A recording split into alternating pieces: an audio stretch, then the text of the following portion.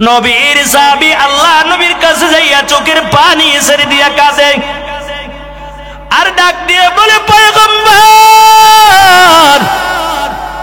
আমি বড় একটা গুনাহ করলাম, জানি না আল্লাহ আমাকে মাফ করবে কিনা। আল্লাহ নবী ডাক দেয়া বলে, রে যুবক, তবে তুমি যখন কালিমা পড়ে মুসলমান হয়ে গেছো, আল্লাহ তাআলা তোমার পিছনের সব গুনাহগুলো মাফ করে দিয়েছেন। তারপরও সাহাবী চোখের পানি ছেড়ে দিয়া কান্না করে আর বলে, নবী আমার, আমি এত বড় একটা গুনাহ করলাম, জানি না আল্লাহ তাআলা আমাকে মাফ করে কিনা। মায়া নবী আমার ডাক দেয়া বলে, কি গুনাহ করছো বলো। ওই সাহাবী চোখের পানি ছেড়ে দিয়া কাঁদে আর বলে, পয়গম্বর, আমার বড় একটা খারাপ অভ্যাস ছিল। ও নবী আমার, একটা চুরির অভ্যাস আমার ছিল। আমি মানুষগুলো যখন দুনিয়া থেকে বিদায় হয়ে যাইত, ওই বান্দাকে যখন কবরের মধ্যে রাখা হইতো, রাত্রবেলা কবরে মাটিগুলো সরাইয়া গায়ের থেকে কাপড়ের কাপড়টা আমি খুলে আইনা বাজারে বিক্রয় করে জীবনটা চালাইতাম। ও নবী আমার, একদিনের এমন একটা ঘটনা, ও পয়গম্বর, আমার পাশের এলাকার মধ্যে সুন্দরী রূপসী একটা মেয়ে দুনিয়া থেকে বিদায় হয়ে গেছে। আমার খারাপ অভ্যাস অনুযায়ী রাত্রবেলা আমি ওই কবরের পাশে চলে যাই, কবরের মাটিগুলো আমি আস্তে আস্তে করে সরাই।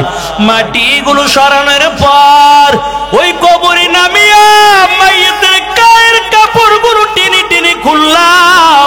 ও নবী আমার, কাপড়গুলো খুলে যখন কবর থেকে আমি উঠে রওনা হব, আমার নফস আমাকে ধোঁকা দেয়, এরে যুবক, অন্ধকার রাত, কেউ দেখে না, কেমন করে তুই কবর থেকে উঠে যাও সুন্দরী একটা মহিলা নায়িকা, এই সুন্দরী নারী নায়িকা কেমন করে উঠে যাও, তোর যৌবনের চাহিদা তুমি কবরে মিটাইয়া দাও।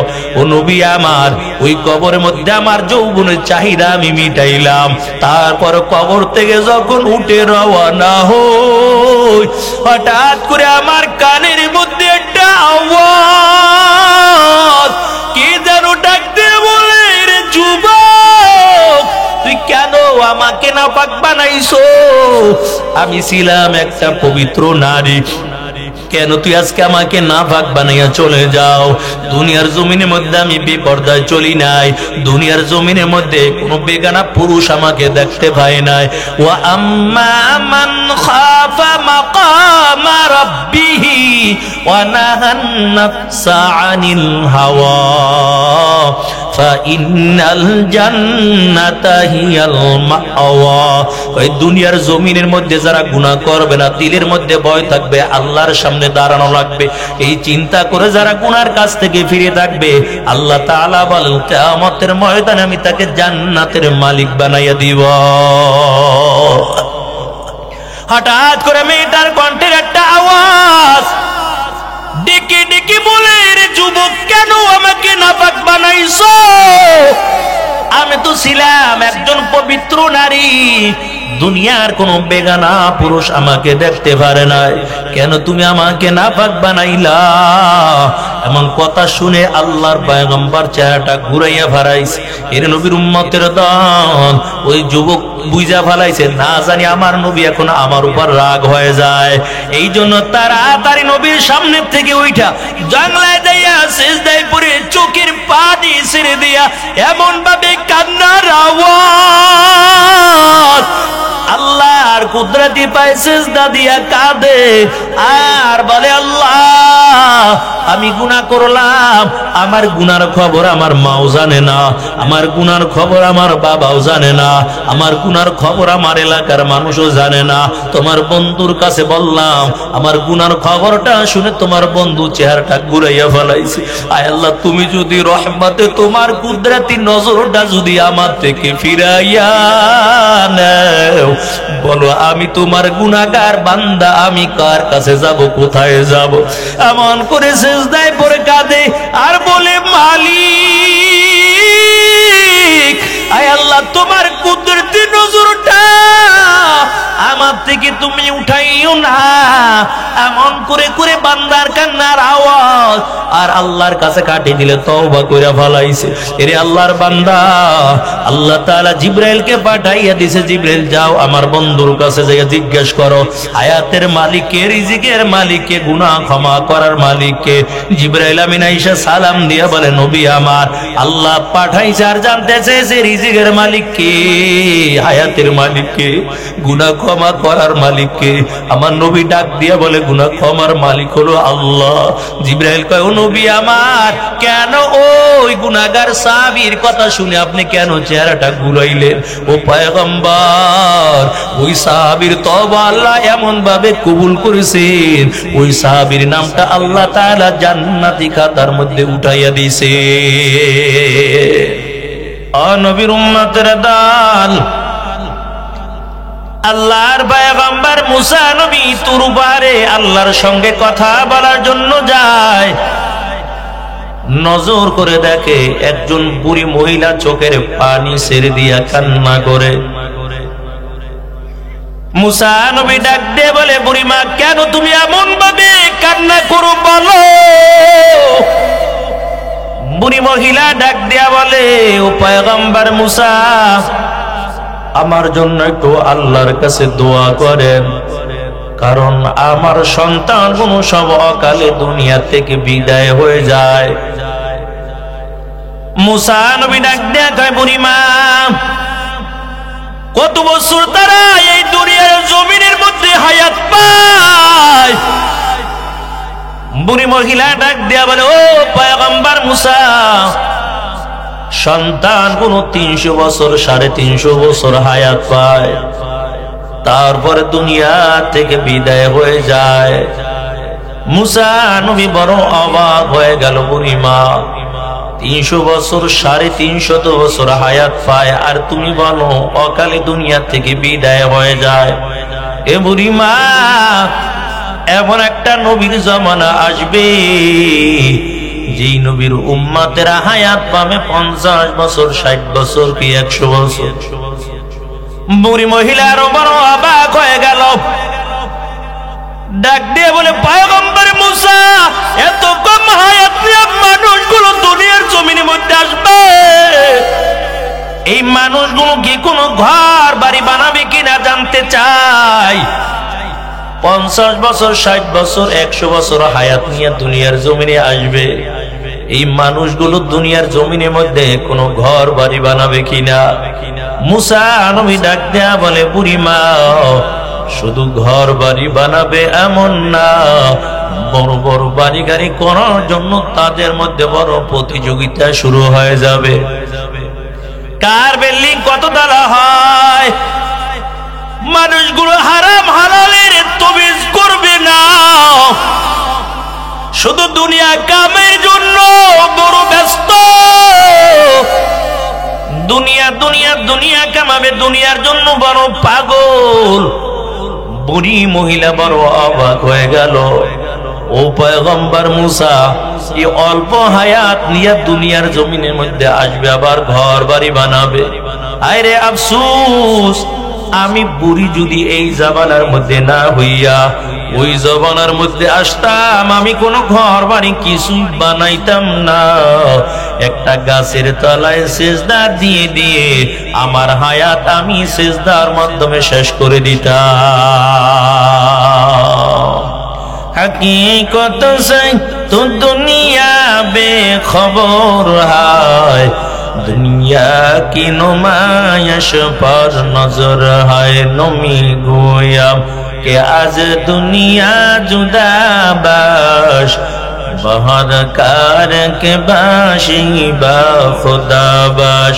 सस्ते दुनिया अज खुदा गाफिल बुदम, न कमाशक नकरा हो फर जिंदजान। दुनिया में हम दुनिया का तलबगार नहीं हो, दुनिया में हो दुनिया का तलबगार नहीं हो। बाजार से गुजर हो खरीदार नहीं हो, बाजार से गुजर हो खरीदार नहीं हो। ও নবীর উম্মতের দল, আমরা আজকে বড় দুনিয়ার জন্য বড় পাগল। আর একদিন দুনিয়া ছাড়তে হবে। এই দুনিয়ার জমিনের মধ্যে আমার দাদা ছিল, আমার বাবা ছিল, আজকে তারা দুনিয়ার জমিনের মধ্যে নাই, অন্ধকার কবরে বাসিন্দা হয়ে গেছে। একদিন আপনিও আমি থাকবো না, এই দুনিয়ার জমিনে আপনার আমার কোনো নাম নিশানাও থাকবে না। এরে আল্লাহর বান্দা, তবে কি নিয়ে অন্ধকার কবরে বাসিন্দা হব? ওই কবরের মধ্যে আপন কেউ নাই, একমাত্র আপন হলো আমার আল্লাহ। দুনিয়ার জমিনের মধ্যে ওই মালিকের জন্য যদি বড় পাগল হও, কবরেও কোনো চিন্তা লাগবে না, হাসরের ময়দানেও কোনো চিন্তা লাগবে না, পুলসিরাতেও কোনো চিন্তা লাগবে না। আল্লাহ ডাক দিয়া বলবে, ও ফেরেশতার দল, এই বান্দাগুলো দুনিয়ার জমিনের মধ্যে টাকার পাগল হয় নাই, বাড়ি গাড়ির পাগল হয় না, দুনিয়ার জমিনের মধ্যে সন্তানের পাগল হয় না, দুনিয়ার জমিনের মধ্যে বান্দা ছিল আমি রবের জন্য বড় পাগল।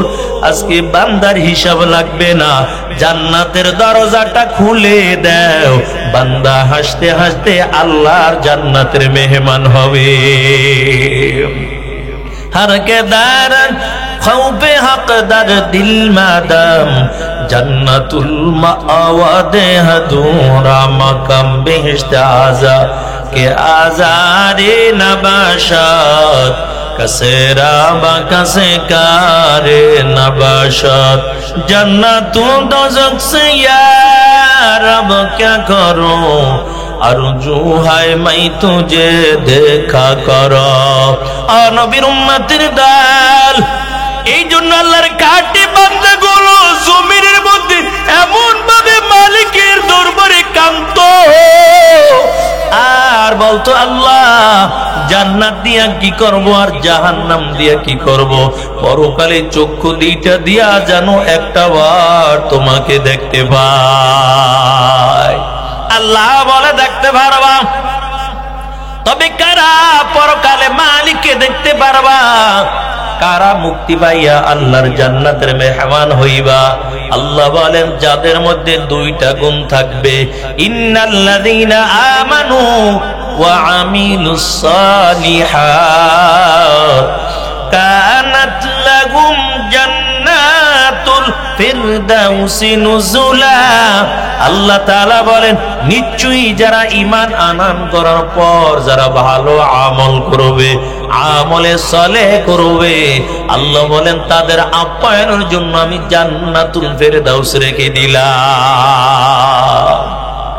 বান্দা যখন জান্নাতের মধ্যে ঢুকবেন, ওই জান্নাতের মধ্যে দেখবে কত সুন্দর রং বেরঙের ফল, বান্দার মনে চাবে জান্নাতি ফলগুলো খাওয়ার জন্য। এরে আল্লাহর বান্দা, ওই জান্নাতি ফেরেশতা দেখে ডাক দিয়া বলবে, আমাকে একটা জান্নাতি একটা ফল দাও। জান্নাতি ফেরেশতারা জান্নাত থেকে একটা ফল জান্নাতি বান্দাকে দিবে। ফলটা খাওয়ার পর এত মজা, এত মজা, ওই জান্নাতি বান্দা বার আওয়াজ দিয়ে বলবে, এ ফেরেশতার দল, আমাকে আর একটা জান্নাতি ফল দাও। ফেরেশতারা একই রঙের, একই কালারের, একই রকম আর একটা ফল দিয়ে দিবেন।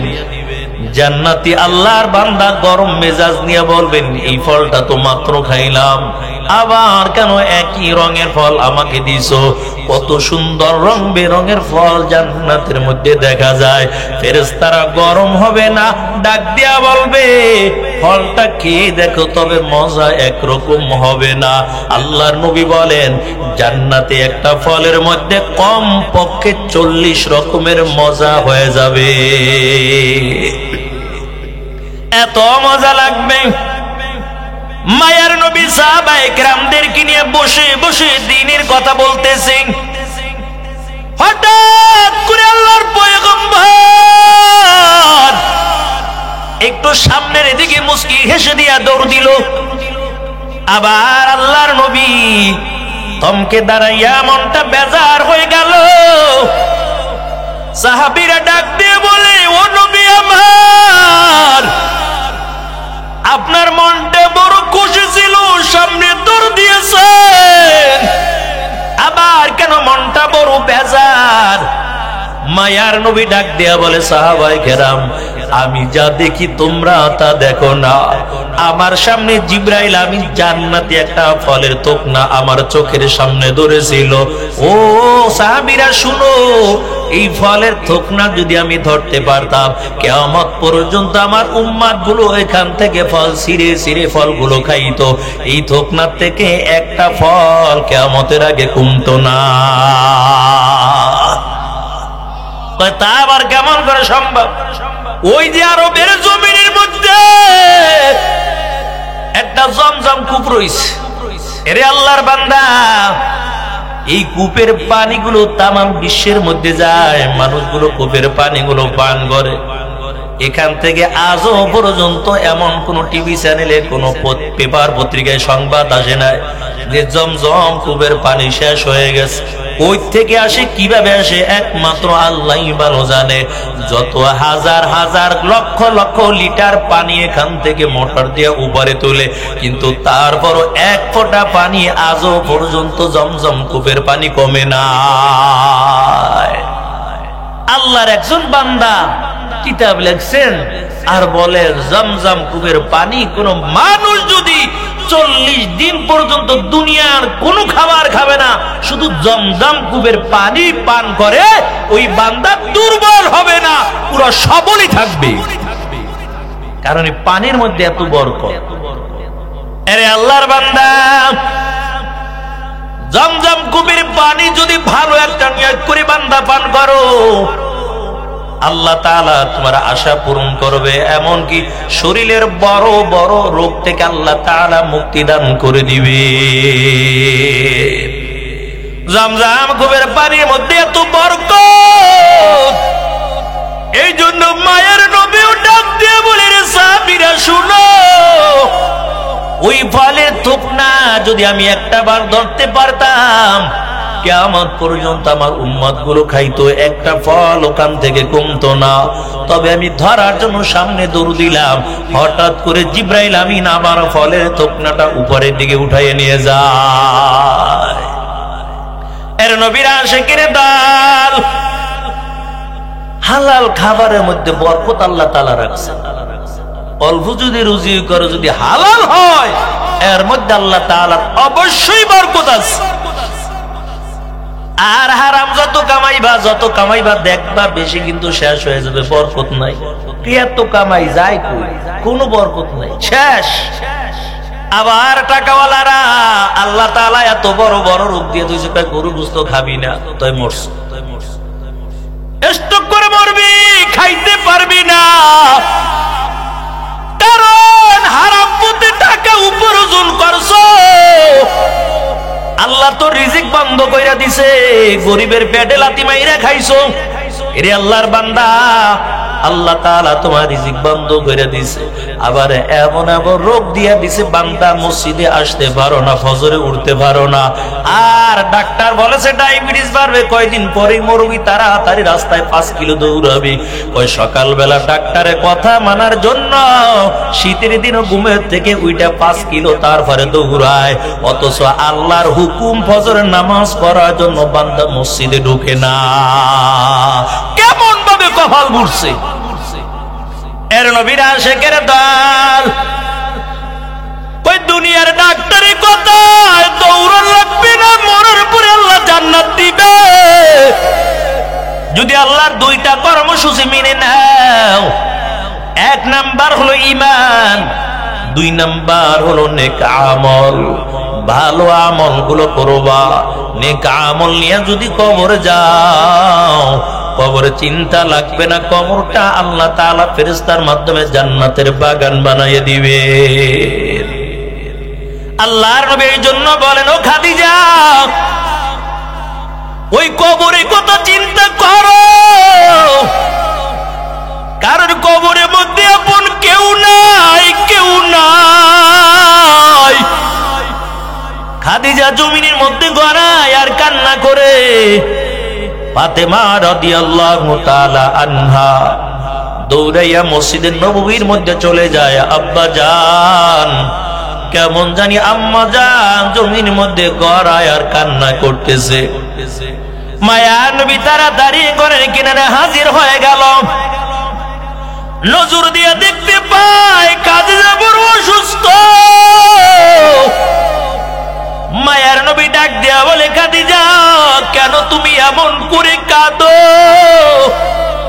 খাদিজা ডাক দেয়া বলে, নবী আমার, দুনিয়ার জমিনে আমি আপনাকে জীবন সঙ্গী বানাইলাম, তবে কোনদিন আপনার কথার ধারাও আমি কষ্ট পাই নাই। ও পয়গম্বর, আপনি আমাকে ক্ষমা করে দিবেন। আমার মনে হয় আর বুঝি বেশি দিন আমি দুনিয়ার জমিনের মধ্যে বাঁচবো না। কে সেই খাদিজা, যেই খাদিজা একসাথে আল্লাহর পয়গম্বরকে 40 মণ স্বর্ণ তারপরে নবীকে হাদিয়া দিয়ে দিয়েছে। 40 মণ স্বর্ণ একসাথে খাদিজা রাসূলকে দিয়ে দিয়েছে, আপনাকে মালিক বানাই দিলাম। একদিন জিজ্ঞাসাও করে নাই, এত স্বর্ণ দিলাম, এত সম্পদের মালিক বানাইলাম, কি করলেন? আহা, আর আপনার আমার বিবির কাছ থেকে 500 টাকা হাওলা লইবেন, সপ্তাহের ভিতরে 6 বার চাইবে। 500 টাকা দিবেন, তারপর ঋণ শোধ হইবে না, ওই টাকা তো রয়ে গেছে। সবারই শোধ করতে পারলেও বিবিরটা পারবেন না। মাঝে মাঝে যদি টাকা পয়সা হাওলাত নেন, এ দৈনিক 10 বার ঘুষবে। আর খাদিজা রাদিয়াল্লাহু তাআলা আনহা আরবের জমিনের মধ্যে সবচেয়ে বড় ধনট্ট ব্যক্তি ছিল। সব সম্পদের মালিকগুলো রাসূলকে বানাইয়ে দিয়েছে। আমার মায়ের নবীকে একদিনকার জিজ্ঞাসাও করে নাই। আল্লাহর পয়গম্বর যুদ্ধের থেকে বাড়ি হাজির হয়, আয়েশার ঘরে চলে গেল। আয়েশা ডাক দিয়া কয়, ও পয়গম্বর, ঘরের মধ্যে 2টা খেজুর আছে, আমি আয়েশা একটা খাইলাম আর বাকি 2টা খেজুর রেখে দিলাম। আল্লাহর নবী একটা খেজুর খাইলেন, আর একটা খেজুর খাদিজার মুখের মধ্যে দিবেন। খাদিজার দিকে যখন আল্লাহর পয়গম্বর নজর দেয়, তাকাইয়া দেখে খাদিজার জামাটার মধ্যে এত তালি দেওয়া, আর তালি দেওয়ার মতো আর কোনো জায়গা নাই। মায়ার নবী ডাক দিয়া গো, ও খাদিজা, আল্লাহ তোমাকে এত মালের মালিক বানাইলো, আরবের জমিনের মধ্যে সবচেয়ে ধনট্ট ব্যক্তি কইলা তুমি, সব মালগুলো তুমি আমাকে দিয়েছো, আজও পর্যন্ত জিজ্ঞাসা করলা না মালগুলো কি করলাম। আর তোমার জামার মধ্যে এত তালি দেখা যায়, আর তালি দেওয়ার মতন জায়গা নাই। ও খাদিজা, তবে বলো তোমার দিলের মধ্যে কোনো কষ্ট আছে কিনা? খাদিজা চোখের পানি ছেড়ে দিয়া কান্না করে আর বলে, নবী আমার, আমার দিলের মধ্যে কোনো কষ্ট নাই।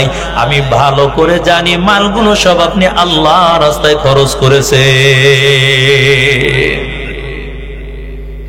এর নবীর আশিকের দল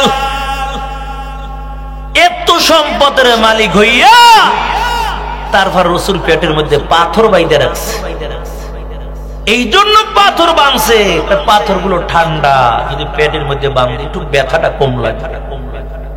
আর আনাস রাদিয়াল্লাহু তাআলা আনহু নবীর খেদমতে ছিল, বাড়ি যাইতো, যাইয়া শুয়া যাইতো। আনাসের মা ডাক দেখ, আনাস খাইছো? আনাস বলতো, রাসূল খাইলে আমি খাই, রাসূল না খাইলে আমি খাই না। একদিন আনাস বাড়িতে চলে যায়। আনাসের মা ডাক দিয়ে বলে, আনাস বলো খাবার খেয়েছো কিনা বলো। আনাস আবার একে আওয়াজ দেয়, আম্মা জান, আমার নবী খাইলে আমি খাই, আমার নবী না খাইলে আমি খাই না।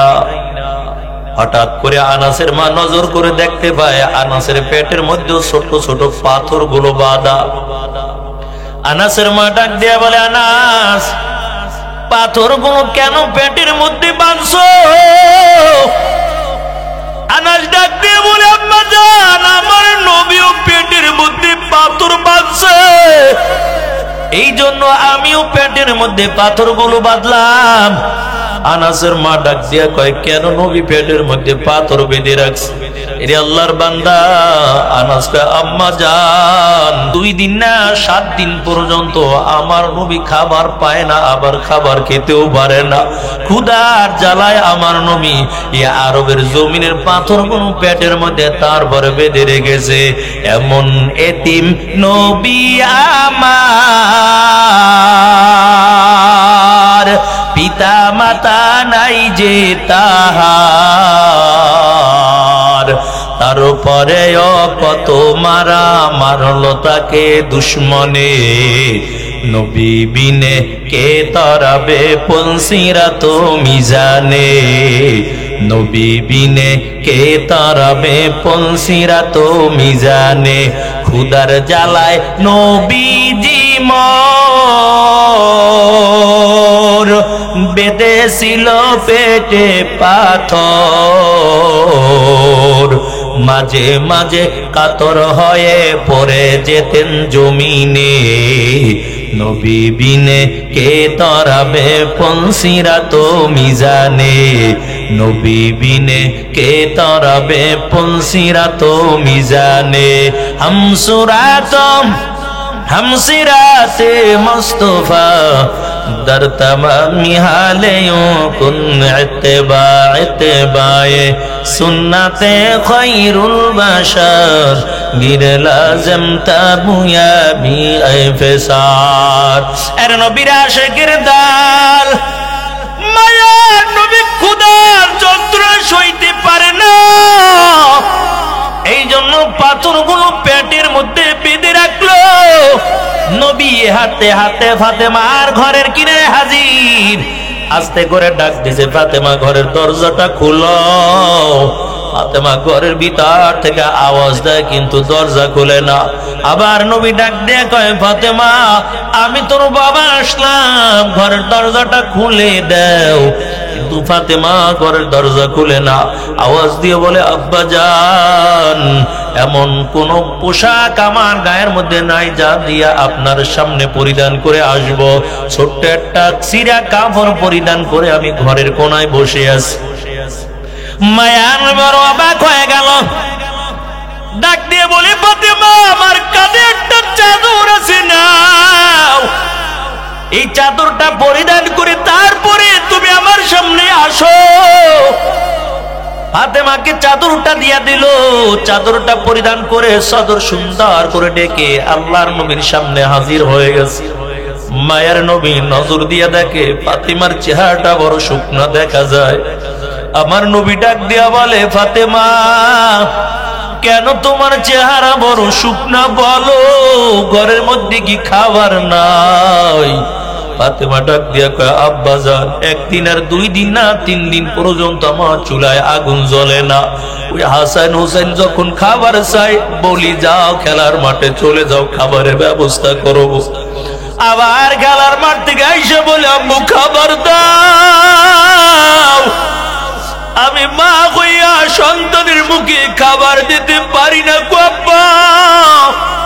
ওই হাসান হোসেনকে আবার খেলার মাঠে পাঠাই আর বলি, যাও খেলাধুলা করে আসবা, আমি মা খাবারের ব্যবস্থা করব।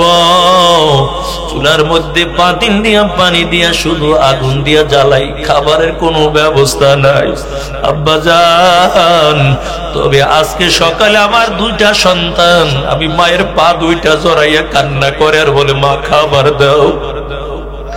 আমি মায়ের পা জড়াইয়া কাঁদে আর বলি, মা খাবার দাও, ক্ষুধার যন্ত্রণা সইতে পারি না।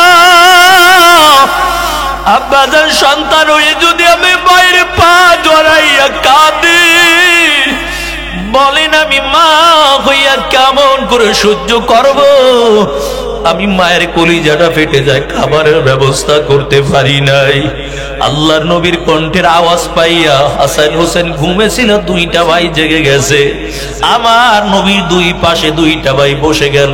আমার নবীর গলাটা জড়াইয়া বলে, ও নানা যান, আমার মায়ের বিচার না করে আজকে আপনি বাড়ি যাবেন না। আমার নবী ডাক দিয়ে কয়, হাসান হোসেন বলো, তোমার মা কি অন্যায় করেছে, জলদি করে বলো। হাসান হোসেন ডাক দিয়া বলে, নানা যান, আমার মা খাবার তৈরি করিয়া আমাদেরকে দেয় না, আমাদেরকে খেলার মাঠে পাঠাইয়া দেয়। ক্ষুধার যন্ত্রণা আর সইতে পারি না, তবে কার কাছে বিচার দেব নানা যান, আপনিও তো নাই, তবে আপনার মেয়ের বিচার করে তারপরে যাবেন। আমার নবী চোখের পানিগুলো জলজল করে ছেড়ে দেয়।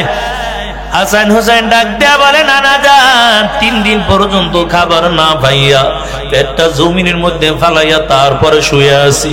আল্লাহ নবী কান্না করে আর বলে, হাসান হোসেন শোনো, 3 দিন পর্যন্ত খাবার না পাইয়া নানার কাছে বিচার দাও। নবী পেটের থেকে আস্তে করে জামাটা উঠাইয়া দেয় আর ডাক দিয়া বলে, একটু নানার পেটের দিকে একটু তাকাও। তোর নানা 7 দিন পর্যন্ত খাবার না খাইয়া পেটের মধ্যে 7টা পাথর বেঁধে রাখছে, বল তোর নানা কার কাছে বিচারে নিয়ে যাবে? এর নাতি, তবে তোদের খাবার ব্যবস্থা আমি করব। মায়ের নবী ফাতেমার ঘর থেকে বের হয়ে যায়, হাঁটতে হাঁটতে ইহুদির বাড়ি চলে গেল। ইহুদির একটা খেজুরের বাগান ছিল। ডাক দেয়া বলে, ইহুদি ভাই, তুমি আমাকে কিছু খেজুরের ব্যবস্থা করো, আমি তোমার বাগানের কাজ করে দিব। ইহুদি ডাক দেয়া বলে, মুহাম্মদ, এই বালতি দিলাম, রশি দিলাম, এই কূপের থেকে পানি উঠাইয়া এই খেজুর বাগানের খেজুর গাছের গোড়ার মধ্যে পানি দিবা, এর বিনিময়ে আমি তোমাকে কিছু খেজুর দিয়ে দিব। মায়ের নবীর পেটেও তো খাবার নাই, ক্ষুধার জ্বালা, তারপর 2টা নাতির মুখের মধ্যে খাবার তোলার জন্য খেজুর গাছের গোড়ায় পানি দেওয়ার জন্য চলে গেল। ইহুদিকে ডাক দেওয়া, ইহুদি ভাই, আমি তোমার খেজুর গাছে পানি দিব, তুমি বিনিময় আমাকে কয়টা খেজুর দিবা বলো। ইহুদি ডাক দিয়ে বলে, তুমি 100 বালতি পানি বাগানের খেজুর গাছে দিবা, এর বিনিময় আমি তোমাকে 6টা খেজুর দিয়ে দিব। নবী প্রথম রশিটা ফালাইলো, 1 বালতি পানি তুইলা খেজুর গাছের গোড়ায় দেয়। রে আল্লাহর বান্দা, আবার পানি উঠায়, পানি উঠাইয়া আবার খেজুর গাছের বাগানে খেজুর গাছের গোড়ায় পানি দেয়। 3বারের বার যখন বালতিটা কূপের মধ্যে মায়ার নবী ফালায়, নবীর খুব পেটে ক্ষুধা, বালতি উঠাইতো নবীর বড় কষ্ট হয়। হঠাৎ করে রশিটা ছিঁড়ে কূপের মধ্যে বালতিটা পড়ে গেল। মায়ের নবী কূপের পাশে দাঁড়াইয়া অপেক্ষা করে, আরে কেমন করে বালতি তুলব? রশি ছিঁড়া বালতি তো কূপের মধ্যে পড়ে গেল। ইহুদি কিছুক্ষণ অপেক্ষা করার পর, কি ব্যাপার মুহাম্মদ কেন খেজুর গাছের বাগানে খেজুর গাছের গোড়ায় কেন পানি দেয় না? আয়েশা দেখে আল্লাহর পয়গম্বর কূপের পাশে দাঁড়াইয়া রইছে। মায়ের নবী আস্তে করে ডাক দিছে, ইহুদি ভাই, এই রশি ছিঁড়ে বালতিটা কূপের মধ্যে পড়ে গেছে। এমন সময় ইহুদি ডাক দেয়া কয়, মুহাম্মদ, জলদি করে আমার বালতি উঠাও। এই বলে আল্লাহর নবীর গালের মধ্যে একটা থাপ্পড় মেরে দেয়। এরে আল্লাহর বান্দা, 5টা আঙ্গুলের চাপ আমার মায়ার নবীর গালের মধ্যে লেগে যায়। নবী হাতটা ধইরা ডাক দিয়া কয়, ইহুদি ভাই, মনে হয় তুমি হাতের মধ্যে ব্যথা পাইছো, মাফ করে দাও আমারে। এরে আল্লাহর বান্দা, তারপর ইহুদির দিলটা নরম হয় না, কয় জলদি করে আমার বালতিটা উঠাইয়া দাও। আসমানের দিকে আমার নবী তাকাইয়া বলে, মালিক, কেমন করে আমি বালতি তুলবো? রে আল্লাহর বান্দা, জিব্রাইলকে আল্লাহ পাঠাইয়া বলে, জিব্রাইল যাও আমার বন্ধুকে যাইয়া বলো হাতটা কূপের মধ্যে বাড়াতে। আর যখন হাতটা কূপের মধ্যে বাড়াবে তুমি বালতিটা উঠাইয়া আমার বন্ধুর হাতের মধ্যে দিয়া দিবা। ইমামুল আউয়ালিন আল আখিরিন বহর সাদকা রহমাতাল লিল আলামিন সাইয়্যিদুল কাওনাইন খাতুমুল মুরসালিন আখিরা মদবুদ ফখরুল আউয়ালিন সদা জুদাশ রহমাতাল লিল আলামিন মসজিদে ওশদ হামারু জমিন ওয়াম্মা আরসালনাকা ইল্লা রহমাতাল লিল আলামিন।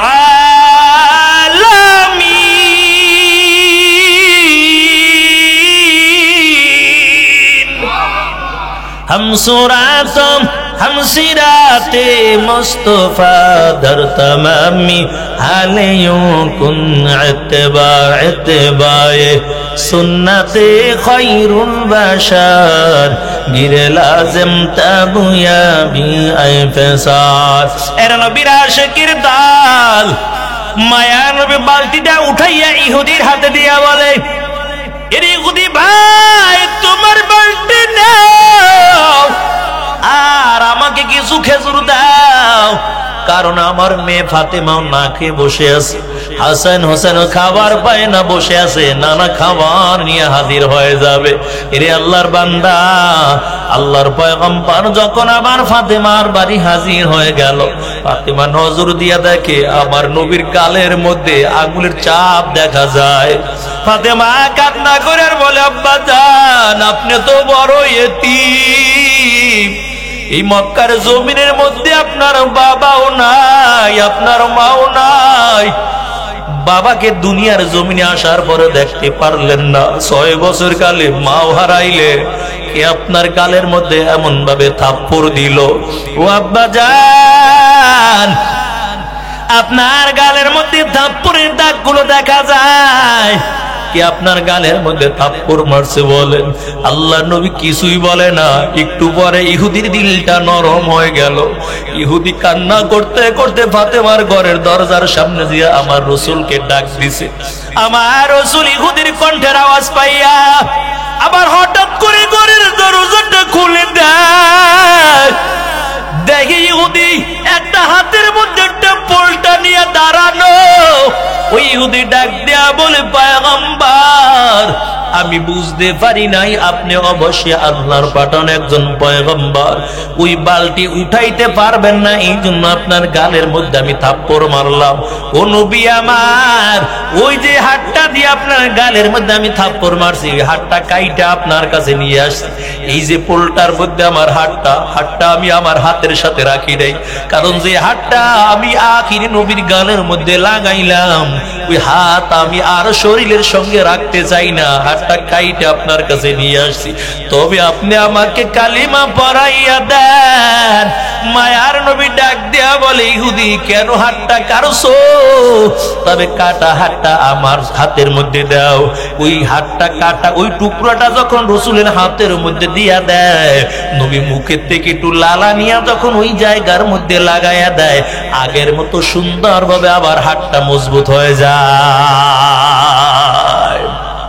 কাদের কোদ রব্তু দারি বারকামাল আন্তা রব্বি আন্তা হাসবি জুলজালাল তুহি কাদের জলিলুল্লাহ জাহাদার বহরহালে তুহি মেরা নিগাদার।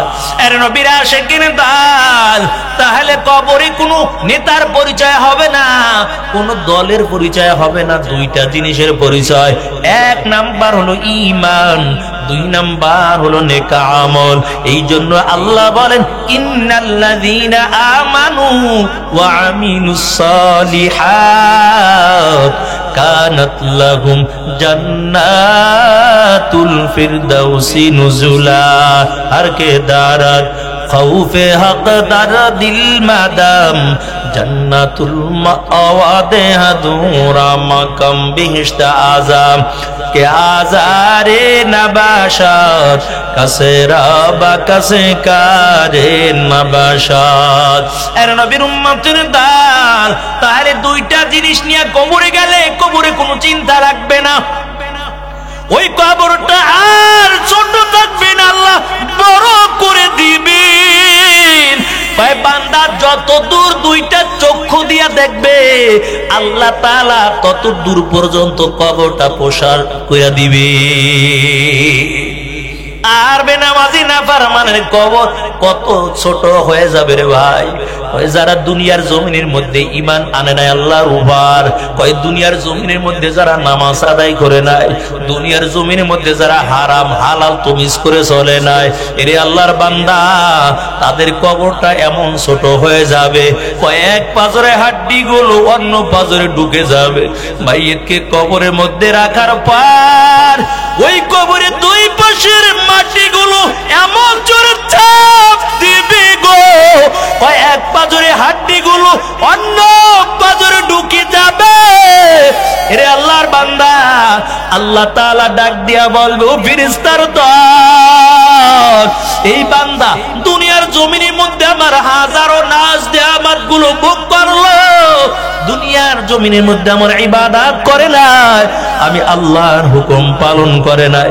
ও ফেরেশতারা কবরটা এমন ভাবে রাখবা না জাহান্নামের সাথে একটা রাস্তা বানাইয়া দেও, জাহান্নামের সাপ বিচ্ছুগুলো পেঁচাইয়া পেঁচাইয়া কামড়াইতে থাকবে। এ যত হাজার হাজার বছর পর্যন্ত চিৎকারের আওয়াজ আল্লাহ তাআলা একটা বারের জন্য ফিরেও তাকাইবে না। এরে মুমিন মুসলমান, এই জন্য মায়া নবী দুনিয়ার জমিনের মধ্যে ঈমানের দাওয়াত দেয় আর ডাক দেয়া বলে, ও আরবের কাফির বেঈমানের দল, তোমরা ঈমান আনো, রবের উপর ঈমানটা আনো, দুনিয়াও শান্তি পরকালেও মুক্তি পাইয়া আল্লাহর জান্নাতের মেহমান হয়ে যাইবা। কারণ কবরে কিন্তু আপন বন্ধে কাউকে পাইবা না। খাদিজা কান্না করে আর বলে, মায়ার নবী আমার, ওই কবর চিন্তা আমি কান্না করি ও পয়গম্বর, তবে আল্লাহর কাছে তো আমার জন্য দোয়া করেন, আল্লাহ যেন আমারে মাফ কইরা দেয়।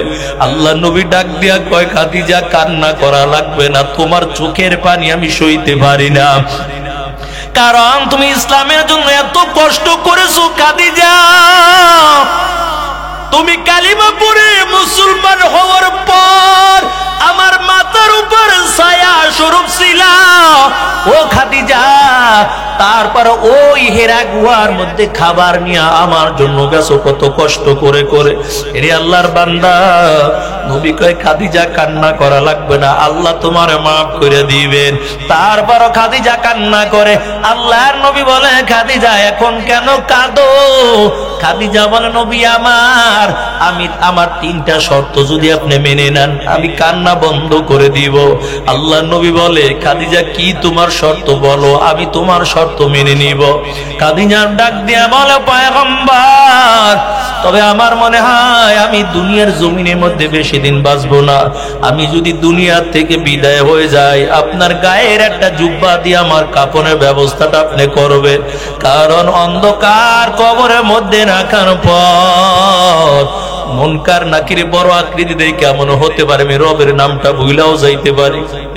ও নবী আমার, আর কবরে রাখার পর কবরে দুই পাশের মাটিগুলো যখন চাপ দিবে আপনার গায়ের জুব্বার ঘেরান যখন মাটি পাবে ওই মাটি আর আমাকে চাপ দিতে সাহস পাবে না।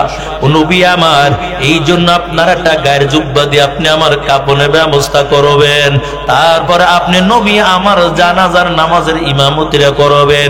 কবরের মধ্যে রাখার পর মুনকার নাকির সওয়ালের জবাব আমি দিতে পারবো না, আপনি কবরের পাশে দাঁড়ানো থাকবেন। ও নবী আমার, মুনকার নাকির যখন আমাকে সওয়াল করবে, আমার পক্ষ হইতে আপনি নবী নিজে উত্তর দিয়ে দিবেন। আল্লাহ রাসূল কান্না করে আর বলে, খাদিজা আমি তোমার শর্ত মেনে নিলাম। এরে আল্লাহর বান্দা, ও পর্দার আড়ালের মা গো, ও বুড়া বাবাজিরা, যুবক ভাই, দিলের কানটা লাগিয়ে শুনোর যুবক, এই ময়দান থেকে যদি এক ফোঁটা চোখের পানি জাহান্নামের ভয় ফালাইতে পারো, এমনও হতে পারে আল্লাহ তাআলা পরকালে এই এক ফোঁটা চোখের পানি উসিলা করিয়া জাহান্নামের আগুন হারাম করে দিবে। তারপর খাদিজা কাঁদে। খাদিজা কিছুদিন পর দুনিয়া থেকে যখন বিদায় হয়ে যায়, আরে আল্লাহর বান্দা, মায়ার নবীর একটা গায়ের জুব্বা দিয়া খাদিজার কাফনের ব্যবস্থা করলো। নবী নিজে জানাজার নামাজ ইমামতি করলো। খাদিজাকে কবরের মধ্যে রাখার পর আল্লাহর নবী খাদিজার কবরের পাশে দাঁড়াইয়া দাঁড়াইয়া কান্না করে। রাত্র হয়ে গেল, মায়ার নবী বাড়ি যায় না। আল্লাহ জিবরাইলকে পাঠাইয়ে বলে, জিবরাইল যাও দেখো আমার বন্ধু এখনো কেন খাদিজার কবরের পাশে দাঁড়ানো, নবী কেন এখনো খাদিজার কবরের পাশে দাঁড়ানো আছে। জিবরাইল আমিন সালাম দিয়ে বলে, নবী আমার খাদিজার কবরের পাশে এখনো কেন দাঁড়াইয়া দাঁড়াইয়া কাঁদে। আমার নবী ডাক দেয়া বলে, জিবরাইল ওই খাদিজার সঙ্গে আমার ওয়াদা দেওয়া, কবরে মুনকার নাকির সওয়াল করবে, খাদিজার পক্ষ হইতে আমি উত্তর দিয়ে দিব।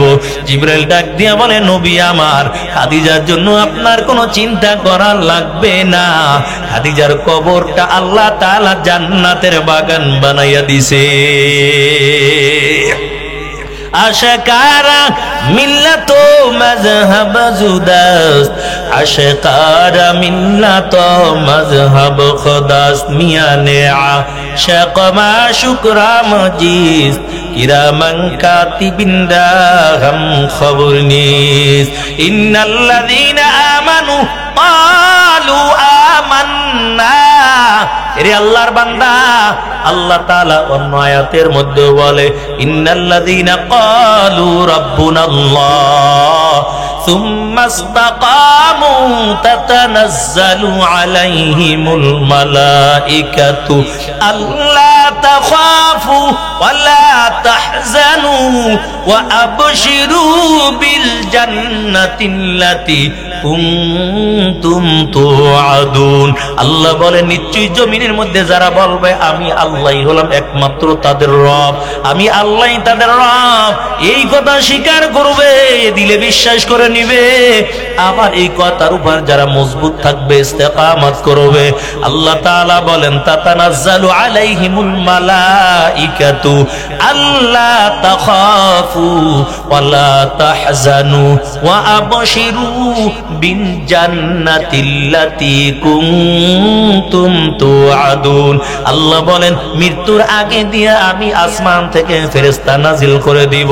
ফেরেশতারা এসে বলবে, আল্লাহ তাখাফু, তোমার কোনো ভয় নাই, ওয়ালা তাহজানু, তোমার কোনো চিন্তাও নাই, আল্লাহর জান্নাতের সুসংবাদ তুমি শুনে নাও। এর নবীর উম্মতের দল, কারণ কঠিন হাসরের ময়দান বড় ভয়ঙ্কর। মায়ার নবীকে সর্বপ্রথম কিয়ামতের ময়দানে উঠানো হবে, আর কাউকে উঠানো হবে না, আল্লাহ নবীকে সর্বপ্রথম উঠানো হবে। এর নবীর উম্মতের দল, আল্লাহ জিবরাইলকে ডাক দেয়া বলবে, জিবরাইল কিয়ামত তো কায়েম হয়ে গেল, তবে এখন আমার বন্ধু কি ঘুমের থেকে জাগাও। জিবরাইল ডাক দেয়া বলবে, আল্লাহ কেমন করে আমি চিনবো তোমার বন্ধু কোন জায়গায় ঘুমানো? এখন তো মদিনায় ওই যে একটা সবুজ গম্বুজ দেখা যায়, গম্বুজের নিচে আপনার আমার নবী সিজদায় পড়ে আছে। রে আল্লাহর বান্দা, জিবরাইল ডাক দিয়া বলবে, পয়গম্বর আল্লাহ কেমন করে আপনার বন্ধুর কবরটা আমি খুঁজে পাবো? আপনার বন্ধু কোন জায়গায় ঘুমানো অবস্থা আছে, কেমন করে জাগাইবো? আল্লাহ আওয়াজ দিয়া বলবে, ও জিবরাইল, আসমান থেকে সরাসরি একটা নূরের আলো যেই জায়গার মধ্যে পড়ে গেছে, মনে করবা ওই জায়গার মধ্যে আমার বন্ধু ঘুমানো আছে। জিব্রাইল আমিন নূরের পাখা দিয়ে আঘাত করবে, মায়ের নবী কবর থেকে উঠে যাবে। আল্লাহর নবী কবর থেকে ওঠার পর ডানে তাকাইয়া চোখের পানিগুলো ছেড়ে দিয়া কান্না করবে, বামে তাকাইয়া কাঁদবে, সামনে পিছনে তাকাইয়া আমার নবী জড়জড় করে চোখের পানি ছেড়ে দিয়া কাঁদবেন। জিব্রাইল আমিন আওয়াজ দিয়া বলবে, নবী আমার, না জানি কোনো বেয়াদবি হয়ে গেছে, আপনি কেন কান্না করেন বলেন। আল্লাহর নবী বলবেন, জিব্রাইল না, কোনো বেয়াদবি হয় নাই রে জিব্রাইল। জিব্রাইল আওয়াজ দিয়ে বলবে, নবী তুমি কেন কাঁদেন? আল্লাহর নবী ডাক দেয়া বলবেন, ও জিব্রাইল আমি কেন কাঁদি শুনো। আমি উঠে ডানে তাকাইলাম, আমার একটা গুনাহগার উম্মতকেও দেখলাম না। আমি বামে তাকাইলাম, কই আমার গুনাহগার উম্মতগুলো কই। সামনে পিছনে নজর দিলাম, আমার উম্মত তো দেখি না। আমার উম্মতগুলো কই? আবার উম্মত গুলো বুঝি আল্লাহ জাহান্নামে দিয়া দিছে। জিবরাইল আওয়াজ দিয়া বলবে, ও পয়গম্বর, না না, এখন পর্যন্ত কোনো মানুষকে উঠানো হয় নাই। সর্বপ্রথম আল্লাহ তাআলা আপনাকে ঘুমের থেকে জাগাইতে বলছে। আপনার উম্মত গুলো আল্লাহ জাহান্নামে দেয় নাই। এখন পর্যন্ত আল্লাহ কোন নবীকেও ঘুমের থেকে জাগায় নাই। সর্বপ্রথম আমি আপনাকে ঘুমের থেকে জাগাইলাম। ও নবী আমার, তবে আপনি কান্না করবেন না, আপনার কান্না করা লাগবে না। আপনার জন্য আল্লাহ তাআলা একটা স্পেশাল জায়গা বানায় রাখছে, মাকামে মাহমুদ। ওই মাকামে মাহমুদে আমার নবী সিজদায় পড়ে কাঁদবে আর বলবে, আল্লাহ আমার গুনাহগার উম্মতকে আজকে তুমি বাঁচাও। আল্লাহ আমার গুনাহগার উম্মতকে তুমি বাঁচাও। এমন করে করে মায়ার নবী সিজদায় পড়ে কাঁদবে। আল্লাহ আওয়াজ দিয়া বলবেন, ও পয়গম্বর, আপনার কান্না করা লাগবে না। আজকে হাসরের ময়দানে আমি আজকে আপনাকে হুকুম করে দিলাম, আপনাকে ক্ষমতা দিয়া দিলাম, আজকে যাকে খুশি তাকে নিয়ে আজকে আপনি জান্নাতের মেহমান হয়ে যাবে। আপনি আজকে সুপারিশ করতে থাকেন, এর নবীর উম্মতের দল মায়ার নবী সুপারিশ করতে থাকবে। তবে যাদের মুখের মধ্যে দাড়ি থাকবে, গায়ে লম্বা জামা দুনিয়ার জমিনের মধ্যে ছিল, দুনিয়ার জমিনে রাসূলের সুন্নাত তরিকায় চলছে, ওই বান্দাকে আল্লাহ নবী দেখলেই চিনে ফেলবে, এটাই হলো আমার গুনাহগার উম্মত। আর ডেকে ডেকে হাউজে কাউসারের পাশে নিয়া এক বেলা হাউজে কাউসারের পানি পান করাইয়া দিবে। আর যতক্ষণ পর্যন্ত বান্দা জান্নাতের মধ্যে না ঢুকবে, আর বান্দার পানির পিপাসা লাগবে না। আর একদল মানুষগুলো হাসরের ময়দানে উঠবে। এই জমিনটা মাটির জমিন থাকবে না রে যুবক। আল্লাহর অর্ডারে জমিনটা তামার জমিন হয়ে যাবে। আল্লাহ তাআলা ওই সূর্যটা আজকে 9,30,00,000 মাইল উপরে রাখবে না। বিজ্ঞান বলে দুনিয়া থেকে সূর্যটা 9,30,00,000 মাইল উপরে। ওই সূর্যটা 9,30,00,000 মাইল সূর্যটা উপরে থাকবে না। এই সূর্যটার 12টা মুখ রয়েছে, 11টা মুখ বন্ধ করা, আর একটা মাত্র মুখ উপরের দিকে। তাও হাজার হাজার ফেরেশতারা বরফগুলো দেয় তাপ নিয়ন্ত্রণ করার জন্য। কিয়ামতের ময়দানে আল্লাহ বলবে না, ফেরেশতা সূর্যের মধ্যে বরফ দাও, তাপ নিয়ন্ত্রণ করো। আল্লাহ একটা বড় আওয়াজ দিয়া বলবেন, এরে ফেরেশতার দল, আজকে সূর্যের মধ্যে কোন বরফ দিবা না। আর সূর্যকে ডাক দেয়া বলবে, সূর্য তোর মুখগুলো আজকে উপরের দিকে থাকবে না, তোমার 12টা মুখ সব নিচের দিকে দিয়ে দাও। সূর্যের 12টা মুখ সব নিচের দিকে দিয়া দিবে। বেনামাজি নাফরমান বেঈমানের মাথার মগজগুলো টকবক টকবক করে বাতের মারের মতন ফুরবে।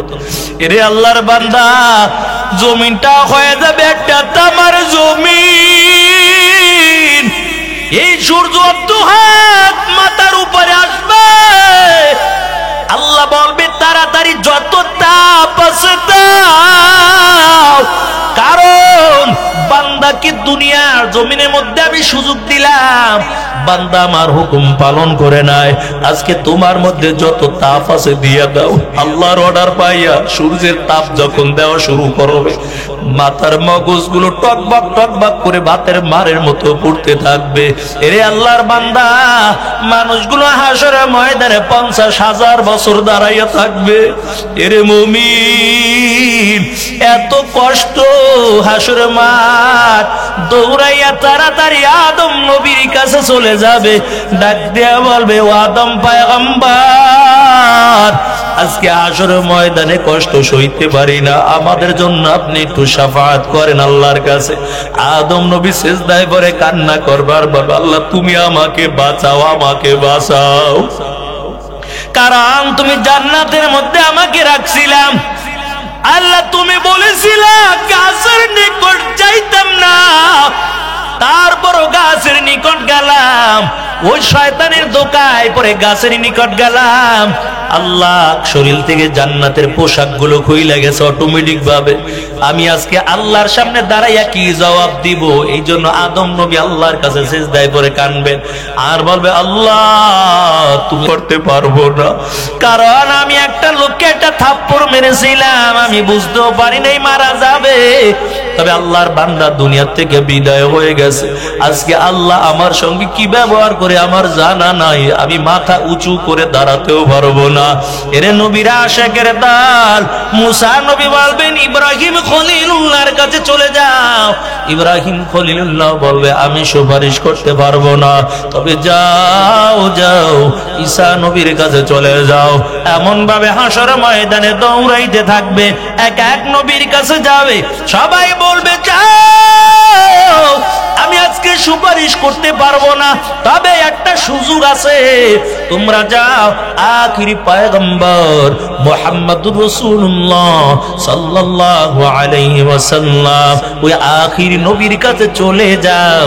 আজকে হাসরের ময়দানে কোন নবীরাও পর্যন্ত শাফাআত করতে পারবে না, একমাত্র মুহাম্মদ রাসূলুল্লাহ ছাড়া কোন নবীর আজকে মাথা উঁচু করেও দাঁড়াতে পারবে না। এরে আল্লাহর বান্দা, আল্লাহর নবী ডাক দিয়া বলে, রে আয়েশা, ওই কিয়ামতের ময়দানে আমি আমার উম্মতের জন্য আল্লাহর কাছে সুপারিশ করব। তবে আয়েশা শুনাও, কিয়ামতের ময়দানটা বড় ভয়ঙ্কর ময়দান হয়ে যাবে। মা সন্তানের পরিচয় দিবে না, সন্তানও মায়ের পরিচয় দিবে না। ইয়াউমা ইয়াফিরুল মারউ মিন আখি ওয়া উম্মিহি ওয়া আবি ওয়া সাহিবাতিহি ওয়া বানি। আল্লাহর পয়গম্বর এমন করে করে তারপর আয়াতগুলো তেলাওয়াত করে করে আয়েশাকে শোনায়। এরে আয়েশা, কিয়ামতের ময়দানটা বড় ভয়ানক ময়দান হয়ে যাবে। ভাই ভাইয়ের থেকে পালিয়ে যাবে, মা সন্তান থেকে পালিয়ে যাবে, কারণ না জানি আমার কাছে একটা নেক চায়, এই জন্য মা সন্তানকে নেক দিবে না। ও যুবক ভাই, ও বুড়া বাবাজিরা, এই জমিনের মধ্যে থাইকা দুনিয়ার জমিনে যদি জবান দিয়া একবারও যদি আল্লাহু আকবার বের হয়ে যায়, একবার যদি সুবহানাল্লাহ বের হয়ে যায়, একবার যদি ভুলেও আল্লাহর নামটা বের হয়ে যায়, আল্লাহ তাআলা ফেরেশতার মাধ্যমে আমলনামার সাথে সাথে নেক দান করে দিবে। আর কবরে যাওয়ার পর হাজার হাজার বছর কান্না করবা, কোনো লাভ হবে না। হাসর ময়দানে ওইটা হাজার হাজার বছর কান্না, কোনো লাভ হবে না। এর মুমিন, তবে গুনাহ যদি করো আল্লাহর কাছে তওবা করে নিবা, আমার আল্লাহ তাআলা ওই আখিরি নবীর উসিলা করিয়া আল্লাহ তাআলা বান্দার জীবনের গুনাহগুলো মাফ করে দিবে। নবীর সাহাবী আল্লাহ নবীর কাছে যাইয়া চোখের পানি ছেড়ে দিয়া কাঁদে আর ডাক দিয়ে বলে, পয়গম্বর, আমি বড় একটা গুনাহ করলাম, জানি না আল্লাহ আমাকে মাফ করবে কিনা। আল্লাহ নবী ডাক দেয়া বলে, রে যুবক, তবে তুমি যখন কালিমা পড়ে মুসলমান হয়ে গেছো, আল্লাহ তাআলা তোমার পিছনের সব গুনাহগুলো মাফ করে দিয়েছেন। তারপরও সাহাবী চোখের পানি ছেড়ে দিয়া কান্না করে আর বলে, নবী আমার, আমি এত বড় একটা গুনাহ করলাম, জানি না আল্লাহ তাআলা আমাকে মাফ করে কিনা। মায়া নবী আমার ডাক দেয়া বলে, কি গুনাহ করছো ভালো? ওই সাহাবী চোখের পানি ছেড়ে দিয়া কাঁদে আর বলে, অভ্যাস ছিল। ও নবী আমার, একটা চুরির অভ্যাস আমার ছিল। আমি মানুষগুলো যখন দুনিয়ার থেকে বিদায় হয়ে যাইত, ওই বান্দাকে যখন কবরের মধ্যে রাখা হইতো, রাত্রবেলা কবরে মাটিগুলো সরাইয়া গায়ের থেকে কাপড়ের কাপড়টা আমি খুলে আইনা বাজারে বিক্রয় করে জীবনটা চালাইতাম। ও নবী আমার, একদিনের এমন একটা ঘটনা, ও পয়গম্বর, আমার পাশের এলাকার মধ্যে সুন্দরী রূপসী একটা মেয়ে দুনিয়ার থেকে বিদায় হয়ে গেছে। আমার খারাপ অভ্যাস অনুযায়ী রাত্রবেলা আমি ওই কবরের পাশে চলে যাই, কবরের মাটিগুলো আমি আস্তে আস্তে করে সরাই। মাটিগুলো সরানোর পর ওই কবরে নামিয়া মাইয়েতের গায়ের কাপড়গুলো টেনে টেনে খুললাম। ও নবী আমার, কাপড়গুলো খুলে যখন কবর থেকে আমি উঠে রওনা হব, আমার নফস আমাকে ধোঁকা দেয়। এরে যুবক, অন্ধকার রাত, কেউ দেখে না, কেমন করে তুই কবর থেকে উঠে যাও সুন্দরী একটা মহিলা নায়িকা, এই সুন্দরী নারী নায়িকা কেমন করে উঠে যাও, তোর যৌবনের চাহিদা তুমি কবরে মিটাইয়া দাও। ও নবী আমার, ওই কবরের মধ্যে আমার যৌবনের চাহিদা আমি মিটাইলাম। তারপর কবর থেকে যখন উঠে রওনা হই, হঠাৎ করে আমার কানের মধ্যে একটা আওয়াজ, কে যেন ডাকতে বলে, রে যুবক, তুই কেন আমাকে নাপাক বানাইছো? আমি ছিলাম একটা পবিত্র নারী, কেন তুই আজকে আমাকে নাপাক বানাইয়া চলে যাও? দুনিয়ার জমিনের মধ্যে আমি বেপরদায় চলি নাই, দুনিয়ার জমিনের মধ্যে কোনো বেগানা পুরুষ আমাকে দেখতে পাই নাই। ওয়া আম্মা মান খাফা মাকামা রাব্বিহি ওয়া নাহান নাফসা আনিল হাওয়া ফাইন্নাল জান্নাতা হিয়াল মাওয়া। ওই দুনিয়ার জমিনের মধ্যে যারা গুনাহ করবে না, দিলের মধ্যে ভয় থাকবে, আল্লাহর সামনে দাঁড়ানো লাগবে, এই চিন্তা করে যারা গুনার কাছ থেকে ফিরে থাকবে, আল্লাহ তাআলা বলেন কিয়ামতের ময়দানে আমি তাকে জান্নাতের মালিক বানাইয়া দিব। হঠাৎ করে মেয়েটার কণ্ঠের একটা আওয়াজ, ডেকে ডেকে বলে, রে যুবক, কেন আমাকে নাপাক বানাইছো? আমি তো ছিলাম একজন পবিত্র নারী, দুনিয়ার কোন বেগানা পুরুষ আমাকে দেখতে পারে নাই, কেন তুমি আমাকে নাপাক বানাইলা? এমন কথা শুনে আল্লাহর পয়গম্বর চেহারাটা ঘুরাইয়া ফেরাইছে। এর নবীর উম্মতের দল ওই যুবক বুঝা ফেলাইছে, না জানি আমার নবী এখন আমার উপর রাগ হয়ে যায়। এই জন্য তাড়াতাড়ি নবীর সামনে থেকে উঠা জানলায় যাইয়া সিজদায় পড়ে চোখের পানি ছেড়ে দিয়া এমন ভাবে কান্নার আওয়াজ, আল্লাহর কুদরতি পায় সিজদা দিয়া কাঁদে আর বলে, আল্লাহ, আমি গুনাহ করলাম, আমার গুনার খবর আমার মাও জানে না, আমার গুনার খবর আমার বাবাও জানে না, আমার গুনার খবর আমার এলাকার মানুষও জানে না। তোমার বন্ধুর কাছে বললাম, আমার গুনার খবরটা শুনে তোমার বন্ধু চেহারাটা ঘুরাইয়া ফেলাইছে। আয় আল্লাহ, তুমি যদি রহমতে তোমার কুদরতি নজরটা যদি আমার থেকে ফিরাইয়া নাও, বলো আমি তোমার গুনাহগার বান্দা, আমি কার কাছে যাব, কোথায় যাব? এমন করে সিজদায় পড়ে কাঁদে আর বলে, মালিক, আয় আল্লাহ, তোমার কুদরতি নজরটা আমার থেকে তুমি উঠাইও না। এমন করে করে বান্দার কান্নার আওয়াজ আর আল্লাহর কাছে কাটি দিলে তওবা কইরা ফলাইছে। এরে আল্লাহর বান্দা, আল্লাহ তাআলা জিবরাইলকে পাঠাইয়া দিয়েছে, জিবরাইল যাও আমার বন্ধুর কাছে যাইয়া জিজ্ঞেস করো হায়াতের মালিককে, রিজিকের মালিককে, গুনাহ ক্ষমা করার মালিককে। জিবরাইল আমিন আয়েশা সালাম দিয়া বলে, নবী আমার, আল্লাহ পাঠাইছে আর জানতে চেয়েছে রিজিকের মালিককে, হায়াতের মালিককে, গুনাহ ক্ষমা করার মালিককে। আমার নবী ডাক দিয়া বলে, গুনাহ ক্ষমার মালিক হলো আল্লাহ। জিবরাইল কয়, ও নবী আমার, কেন ওই গুনাহগার সাহাবীর কথা শুনে আপনি কেন চেহারাটা ঘুরাইলেন? ও পয়গম্বর, ওই সাহাবীর তওবা আল্লাহ এমন ভাবে কবুল করেছেন, ওই সাহাবীর নামটা আল্লাহ তাআলা জান্নাতি খাতার মধ্যে উঠাইয়া দিয়েছে। এরে যুবক ভাই, ও বুড়া বাবাজিরা, গভীর রাত্রে ওইটা মালিকের কুদরতি পায়ের মধ্যে সিজদা দিয়ে কাঁদবা আর নিজের গুনার জন্য আল্লাহর কাছে তওবা করে নিবা, আয় আল্লাহ আমার গুনার খবর মাও জানে না, বাবাও জানে না, আপনজন কেউ জানে না। আমার মা যদি আমার গুনার খবর জানতো, সামনে থেকে খাবারের প্লেটটা টেনে নিয়ে যাইতো। আমার বাবা যদি জানতো, আমাকে সন্তান বলে পরিচয় দিত না। এমন করে করে আল্লাহর কাছে যদি কান্না করেন, আল্লাহ তাআলা বান্দার জীবনের সব গুনাহগুলো মাফ করে দিবে। এর নবীর আশিকের দার, ও পর্দার আলার মাগো, তুমিও পর্দায় থাইকা স্বামীর খেদমত করবা, আল্লাহর হুকুম অনুযায়ী চলবা। ভাইয়ের নবী জানাইয়া দেয়, ওই স্বামীর খেদমত করে যদি দুনিয়া থেকে বিদায় হয়ে যাও, আর স্বামী যদি বলে আমার স্ত্রী খুব ভালো ছিল, নবী বলেন ওই মহিলার জন্য আল্লাহ জান্নাত অপেক্ষা করতে থাকে। আর বর্তমানে তো মহিলারা স্বামীর খেদমত করতেই চায় না। স্বামীর খেদমত করবে, পর্দার মধ্যে থাকবে, আল্লাহর হুকুম পালন করবে, ছোট ছোট আওয়াজ দিয়া কথা বলবে। রে মুমিন, ওই নারীরা কিয়ামতের ময়দানে আল্লাহর জান্নাতের মেহমান হয়ে যাবে। আর যদি বেপরদা হইয়া চলো, মাথার কাপড় ফালাইয়া যদি চুলগুলো বের করে যদি তারপরে চলতে থাকো, কবরে যাওয়ার পর চুলগুলো সাফ হইয়া তারপরে কামড়াইতে থাকবে। মায়ার নবীর একজন সাহাবী বিবিকে ডাক দিয়ে বলি, রে বিবি শুনো,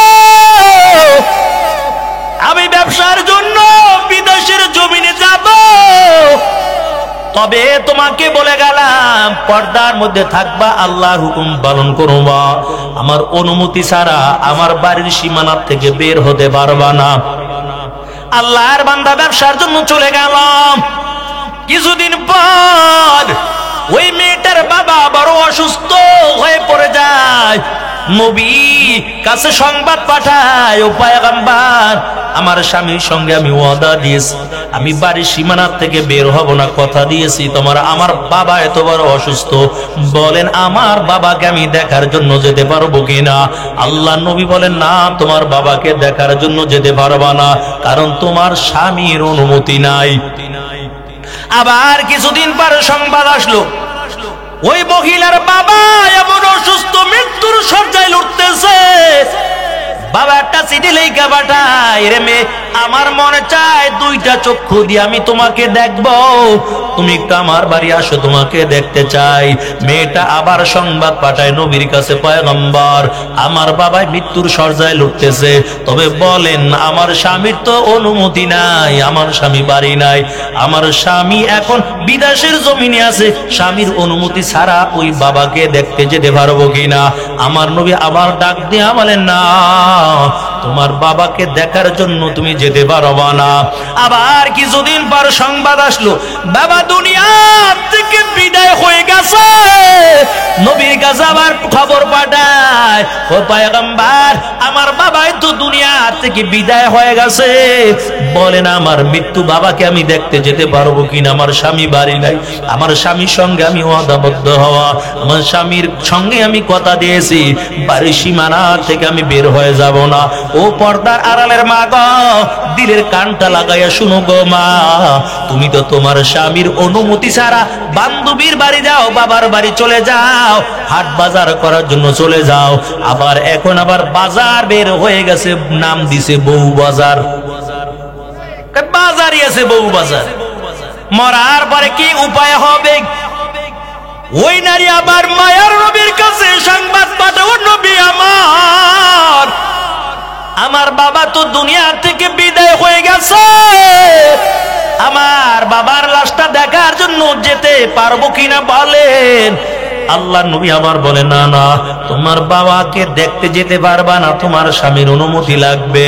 আল্লাহর বান্দি 2 রাকাত নামাজ আদায় করিয়া কোরআন তেলাওয়াত করিয়া কান্না করে আর মালিকের কাছে বলে, আল্লাহ তোমার হয় জাহান্নামের ভয়, আমার স্বামীর অনুমতি ছাড়া আমার বাবার লাশটা দেখার জন্য আমি গেলাম না। আয় আল্লাহ, তবে তুমি আমার বাবাকে জান্নাতবাসী বানাইয়ে দিও। এমন করে করে করে করে কান্না করতে করতে রাত্রবেলা ঘুমাইয়া গেছে। ওই মেয়েটার বাবা রাত্রবেলা স্বপ্নের মাধ্যমে দেখায়, মেয়েটা দেখে বাবা হাসি মুখে তার ঘরে দেখা দিয়েছে। বাবা ডাক দিয়া কয়, এরে সন্তান, তোমার কান্না করা লাগবে না, তুমিও যদিও আমাকে দেখতে না যাও, তবে আল্লাহ তাআলা আমাকে মাফ করে দিয়েছে। মেয়েটা কয়, কেমন করে মাফ পাইলেন বলেন? বাবা ডাক দিয়ে বলে, রে সন্তান, তুমি যে একটা আমল করেছো। কয়, বাবা কি আমল করেছি বলেন? কয়, তুমি তোমার স্বামীর অনুমতি ছাড়া আমাকে দেখার জন্য যাও নাই। আমি অসুস্থ ছিলাম, আমাকে দেখার জন্য যাও নাই। আমি বিদায় হয়ে গেছি, আমাকে দেখার জন্য যাও নাই। কারণ তোমার দিলের মধ্যে তো আল্লাহ তাআলার বড় ভয়। ও আম্মা মান খাফা মাকামা রাব্বিহি ওয়া নাহান নাফসা আনিল হাওয়া ফা ইন্নাল জান্নাতা হিয়াল মাআওয়া। আল্লাহর ভয় অন্তরের মধ্যে রাখো। ওই বাবা স্বপ্নের মধ্যে দেখে, রে সন্তান, তোমার দিলের মধ্যে তো আল্লাহর বড় ভয় ছিল, পরকালের বড় ভয়, ওই জাহান্নামের বড় ভয়। এই জন্য আমাকে দেখার জন্য তুমি যাও না। তবে তুমি যখন রাত্রিবেলা নামাজ আদায় করিয়া কোরআন তেলাওয়াত করে যখন আমার জন্য আল্লাহর কাছে দোয়া করেছো, আল্লাহ তাআলা তোমার দোয়া কবুল করিয়া আমার জীবনের গুনাহ মাফ করে আমার কবরটা জান্নাতের বাগান বানিয়ে দিয়েছে। এর নবীর আশিকের দান। তাহলে ইন্নাল্লাযীনা ক্বালু রাব্বুনাল্লাহ, ইন্নাল্লাযীনা ক্বালু রাব্বুনাল্লাহ থুম্মা ইসতাকামু তাতানাজ্জালু আলাইহিমুল মালাইকা আল্লা তাখাফু ওয়া লা তাহজানু ওয়া আবশিরু বিল জান্নাতিল্লাতী কুনতুম তুআদুন। কয়, যারা বলবে একমাত্র আমার রব হলো আল্লাহ, শাহাদাত আঙ্গুলটা উঁচু করে বলেন আমাদের রব কে? আরো আওয়াজ দিয়া বলেন আমাদের রব কে? আল্লাহ তোমার বান্দাগুলো সাক্ষী দিয়েছে, সেই শাহাদাত আঙ্গুল তুলিয়া তোমার বান্দারি সাক্ষীর উসিলা করিয়া তোমার বান্দার নামটা জান্নাতি খাতার মধ্যে আল্লাহ তুমি উঠাইয়া দাও, বলেন আমিন। তবে রব বলে স্বীকার করতে হবে, রবের আইন অনুযায়ী চলা লাগবে। আর যদি রবের আইন অনুযায়ী চলি, আল্লাহ বলেন আল্লাহ তাখাফু ওয়া লা তাহজানু, তোমার কোনো ভয় নাই, তোমার কোনো চিন্তাও লাগবে না, তোমার জন্য জান্নাতের সুসংবাদ। এই জন্য ঈমান আমল নিয়ে কবরে যাওয়া লাগবে রে মুমিন। ঈমানটা মজবুত করে নাও। ঈমান ছাড়া কবরে কোনো দাম নাই, আমল ছাড়া কবরের মধ্যে দাম নাই। ছোট্ট বালক জুনায়েদ বাগদাদি ঈমানটা কেমন মজবুত ছিল জানো? ওই ছোট্ট একটা বালক জুনায়েদ বাগদাদি রাহমাতুল্লাহ আলাইহি একজন খ্রিস্টান যুবকের লাগে ভালো সম্পর্ক ছিল।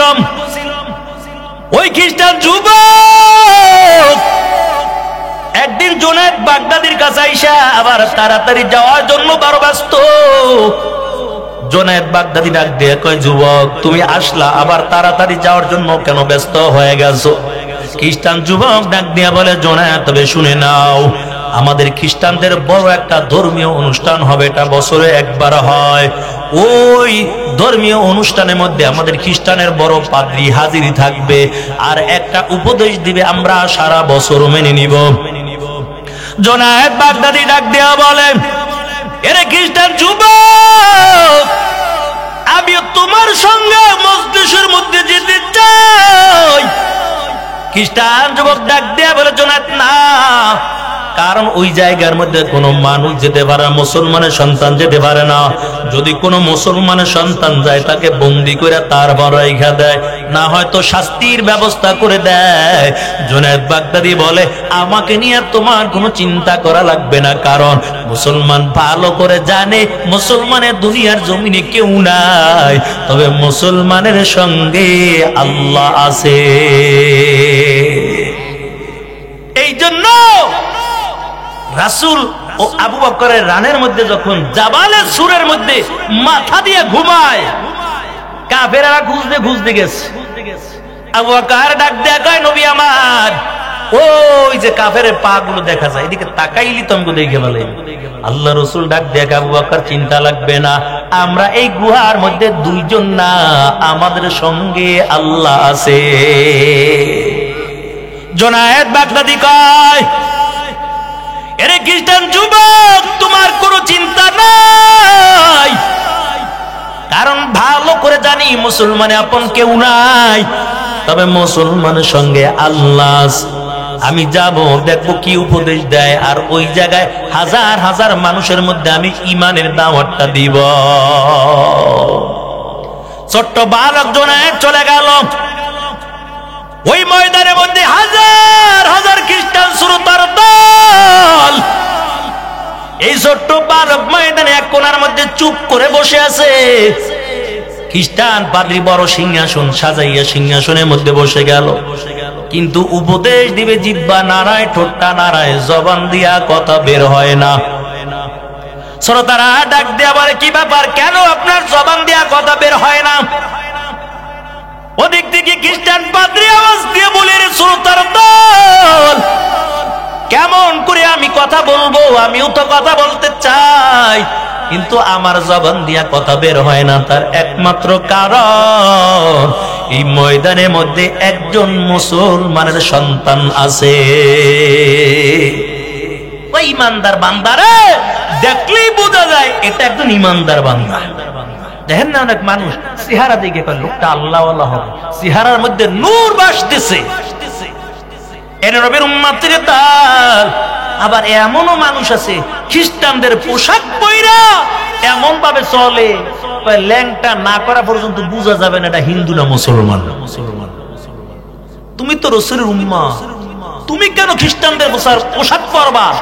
তুমি তো রাসূলের সুন্নাত তরিকায় চলো, লম্বা জামা গায়ে দাও। লম্বা জামা শুধু হুজুর গুলোই না, দাড়ি শুধু হুজুর রাখবে এমনটা না, লম্বা জামা পরিধান করবা, পরকালে রাসূল হাউজে কাউসারে পানি পান করাইয়ে দিবেন। আর বর্তমানে যুবকেরা সেলুনে যাইয়া আগে কয়, ঢোকার পরে সেলুনওয়ালা কয় আগে এই বাদর কাটবা না ইঁদুর কাটবা না বিড়ালের মতন কাটবা, কারণ ওই যে ক্যাটালগ দেওয়া আছে, ইঁদুরের মতন চুল কাটতে পারবা, বান্দরের মতন কাটতে পারবা, যেমন খুশি তেমনই চুল কাটতে পারবা। আবার অনেক খেলোয়াড় ছবি দেওয়া আছে, কার মতন কাটবা, মেসির মতন কাটবা কিনা। এর নবীর উম্মতের দল, মুসলমান তো মেসির মতন চুল কাটতে পারে না, মুসলমান তো চুল কাটবে একমাত্র রাসূলের সুন্নাত তরিকায়। ওদিক থেকে ছোট্ট বালক জনের ডাক দিয়া কয় আমার নিয়ে তোমার চিন্তা করা লাগবে না, কারণ মুসলমানে কেউ নাই, তবে মুসলমানের সাথে আল্লাহ আছে। ছোট্ট বালক মজলিসে বসে গেল, কিন্তু জবান দিয়া কথা বের হয় না। আর বর্তমান জবানের মধ্যে হাজার হাজার মুসলমান, যে বাংলাদেশের 95% মুসলমানের দেশ, এই দেশের মধ্যে দাঁড়াইয়া বেঈমানরা ইসলামের বিপক্ষে তারপরে কথা কয়, আর মুসলমান ঘরের মধ্যে ঘুমায়, কয় আমি আওয়াজ দিয়া লাভ হইবে কি? আরে তুমি একটা নারায়ে তাকবীরের স্লোগান দিবা, ওই আওয়াজটা বেঈমানে পাতলা পায়খানা শুরু হয়ে যাবে। যদিও তোমার আওয়াজ ফিলিস্তিনে যাবে না, আমাদের ভালো করে জানা আছে আমাদের কণ্ঠের আওয়াজ নারায়ে তাকবীরের আওয়াজ ফিলিস্তিনের জমিনের মধ্যে যাবে না। তবে আল্লাহ দেখুক আমরা বেঈমানের পক্ষে নাই, আমরা মুসলমানের পক্ষে আছি। কথা বলেন ঠিক কিনা? এর নবীর উম্মতের দল, ইব্রাহিম পয়গম্বর যখন আগুনের মধ্যে ভালায়, একটা টিকটিকি যাইয়া ফু দিতে আসে, কই কি রে কেন ফু দিতেছো বলো? বাতাস দিয়ে আগুন বাড়াইতেছে। আর একটা ব্যাংক যাইয়া প্রসাব করে দিছে। নমরুদ দেখা কিরে ব্যাংক প্রসাব করলি কে, তোর প্রসাব কি আগুন নিববে? ব্যাঙে কয় আমিও জানি আমার প্রসাবে আগুন নিববে না, তবে আমি মালিককে দেখাই দিছি আমি তোর মতন বেঈমানের সঙ্গে নয়, আমি আল্লাহর বন্ধু ইব্রাহিম খলিলুল্লাহর সঙ্গে আছি। এর নবীর আশিকের দল ওই খ্রিস্টান পাদ্রী ছোট্ট বালককে যখন ডাকলো, ছোট্ট বালক জুনায়েদ বাগদাদি কাছে দাঁড়াইয়া গেল। খ্রিস্টান পাদ্রী ডাক দিয়া কয়, এ জুনায়েদ, কেন তুমি মজলিসের মধ্যে আসছো? এটা তো মুসলমানের জায়গা না। আমিও জানি মুসলমানের জায়গা না, তবে কেন আসছি জানো? আমি ইমানের দাওয়াতটা দেওয়ার জন্য আসছি। কেন? ইন্নাদ্দীনা ইনদাল্লাহিল ইসলাম, একমাত্র আল্লাহর কাছে মনোনীত ধর্ম হলো ইসলাম, আর যত ধর্ম আছে কোন ধর্ম আল্লাহর কাছে গ্রহণযোগ্য নয়। তবে ইসলামের দাওয়াত দেওয়ার জন্য হাজির হয়ে গেলাম। খ্রিস্টান পাদ্রী ডাক দিয়ে কয়, তবে তোমাদের উলামায়ে কিরামদেরকে ডাকো, আমি 5টা প্রশ্ন করব, যদি উত্তর দিতে পারে দেরি করব না, কালিমা পড়ার সাথে সাথে মুসলমান হয়ে যাব। খ্রিস্টান পাদ্রী এমন কথা যখন জুনায়েদ বাগদাদি শুনল, সকল মুসলমান উলামায়ে কিরামদেরকে ডাকলো। এক পাশে শত শত মুসলমান উলামায়ে কিরাম, আর এক পাশে হাজার হাজার বেঈমানের দল। খ্রিস্টান পাদ্রী দামি সিংহাসনের মধ্যে বসার পর ডাক দিয়ে বলে, মুসলমান উলামায়ে কিরাম, তবে শুনো, আমি 5টা প্রশ্ন করব, যদি উত্তর দিতে পারো দেরি করব না, কালিমা পড়ে মুসলমান হয়ে যাব। আর যদি উত্তর না দিতে পারো বন্দী করে তোমাদের শাস্তির ব্যবস্থা করব। 1 নাম্বার প্রশ্ন, বলো আল্লাহ এখন কি করে? 2 নাম্বার প্রশ্ন, আল্লাহ কোন দিকে তাকানো আছে? 3 নাম্বার প্রশ্ন, কোন জায়গার মধ্যে সূর্যের আলোটা একবার পড়েছিল আর কিয়ামতের আগে ওই জায়গার মধ্যে সূর্যের আলো পড়বে না? 4 নাম্বার প্রশ্ন, কোন কবর জিন্দা ছিল, কবরের বাসিন্দাও ছিল জিন্দা, আবার জিন্দা কবরটা চলাফেরা করেছে? 5 নাম্বার, বলো দুনিয়ার জমিনের মধ্যে কোন কয়েদখানা, যেই কয়েদখানার মধ্যে আলো নাই, বাতাস নাই, কোনো অক্সিজেনের কোনো ব্যবস্থা নাই, তারপর আল্লাহ তাআলা কয় দিকে জিন্দা রেখেছে? তাহলে প্রশ্ন কয়টা? 1 নাম্বার, বলো আল্লাহ কোন কি করে? 2 নাম্বার, আল্লাহ কোন দিকে তাকানো?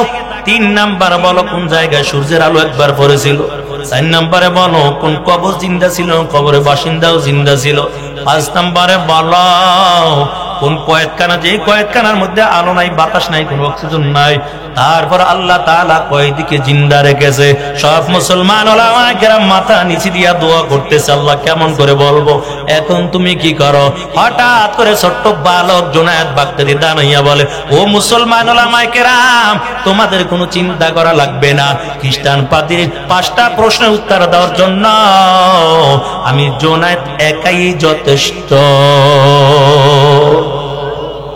এর নবীর উম্মতের দল ওদিক থেকে ছোট্ট বালক জুনায়েদ ডাক দিয়ে বলে, ও মুসলমান উলামায়ে কেরাম, শুনো, তোমাদের কোনো চিন্তা করা লাগবে না, কারণ খ্রিস্টান পাদ্রী 5টা প্রশ্ন দেওয়ার জন্য আমি একাই দাঁড়িয়ে গেলাম। জুনায়েদ বাগদাদি যখন দাঁড়িয়ে গেল, সব খ্রিস্টান শ্রোতার দল অবাক হয়ে গেছে, ছোট্ট বালক কেমনে কইব? তবে আস্তে আস্তে করে কাছে ডাকলো, ডাক দেয়া বলে, ও জুনায়েদ, তুমি পারবা? 5 প্রশ্ন উত্তর দিতে পারবা কিনা বলো? ছোট্ট বালক জুনায়েদ বাগদাদি বলে, ইনশাআল্লাহ পারবো। কারণ মুসলমান কোন কাজ, ভালো কাজ করার আগে যদি বলে ইনশাআল্লাহ, আল্লাহ তাআলা ওই কাজটা বান্দার জন্য সহজ করে দেয়।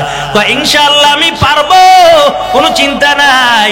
তবে খ্রিস্টান পাদ্রী বলে, যদি না উত্তর দিতে পারো বন্দী করে তারপর শাস্তি দেবে। কয় ঠিক আছে, তবে আমিও একটা কথা বলতে চাই। কয় কি কথা? আমি বলতে চাই যে প্রশ্ন করে সে বড় না, যে উত্তর দেয় সে বড়। খ্রিস্টান পাদ্রী কাজে প্রশ্ন উত্তর দেয় সেই তো বড়। তাহলে আপনি সিংহাসন থেকে নেমে যান, আমি সিংহাসনের মধ্যে বসে বসে আপনার প্রশ্নের উত্তর দিয়ে দিব। খ্রিস্টান পাদ্রী সিংহাসন থেকে নেমে গেল। সব কিন্তু ইমানের আলোচনা হইতেছে। একটা হলো কবর গেল ইমান, 2 নাম্বার আমল। ইমান এবং আমলের দুইটা বিষয় নিয়ে কিন্তু আলোচনা চলতেছে, এটাও কিন্তু ইমানের মধ্যে। ইমান কেমন মজবুত ছিল ছোট্ট বালকের। আরে আল্লাহর বান্দা, ওদিক থেকে ছোট্ট বালককে আপনি সিংহাসন থেকে নেমে যান, আমি সিংহাসনের মধ্যে বসে তারপর প্রশ্ন উত্তর দিয়ে দেব। ছোট্ট বালক আস্তে করে যখন দাঁড়ায় গেল আর এমন কথা যখন বলল, খ্রিস্টান পাদ্রী আস্তে আস্তে করে সিংহাসন থেকে নেমে যায়।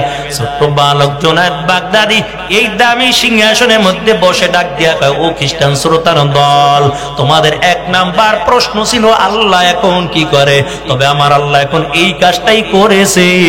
তোমার মতন খ্রিস্টান পাদ্রীকে কানে দইরা দামি সিংহাসন থেকে নিচে নামাইয়া আমার আল্লাহ এখন আমাকে দামি সিংহাসনের মধ্যে বসাইয়া দিয়েছে। وتعز من تشاء وتذل من تشاء بيدك الخير। তবে আল্লাহ যাকে চায় সম্মান দেয়, আবার আল্লাহ যাকে চায় জোতার মালা পরাইয়া তারপর জমিনে ঘুরায়। এরে নবীর উম্মতের দল, ওই মালিকের উপর ঈমানটা মজবুত করে নিবা। কোন বেঈমান তোমার একটা পশমের ক্ষতিও করতে পারবে না। দিলের মধ্যে এমন বিশ্বাস রাখবে আমার আল্লাহই আমার জন্য যথেষ্ট, দুনিয়ার কাউকে লাগবে না।